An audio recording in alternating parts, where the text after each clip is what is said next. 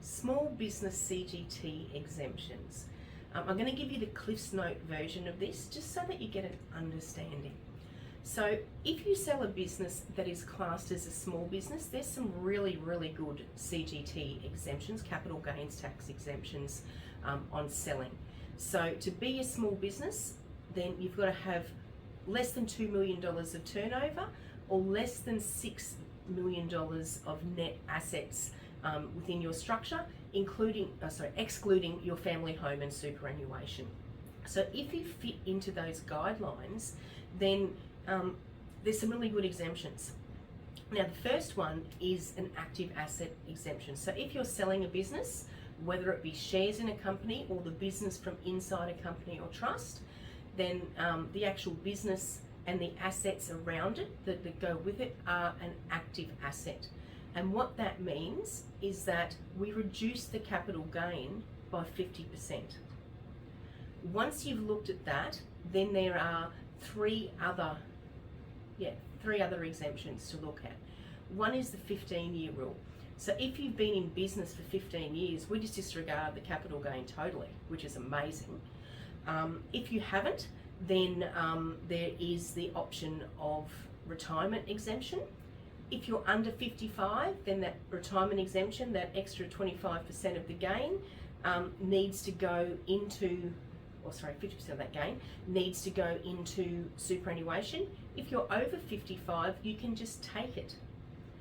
There is also a rollover exemption. So if you take that gain and you roll it into a new active asset, or you have bought another active asset in the last 12 months, then you can roll that over, which pushes the ultimate capital gain down the track.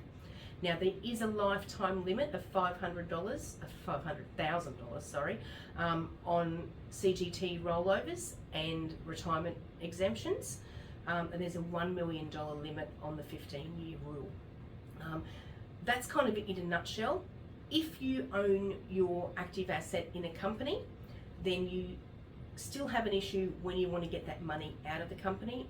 Talk to us about that, because we do have some tricks up our sleeves. They involve our local friendly liquidators, but it gives you a great outcome.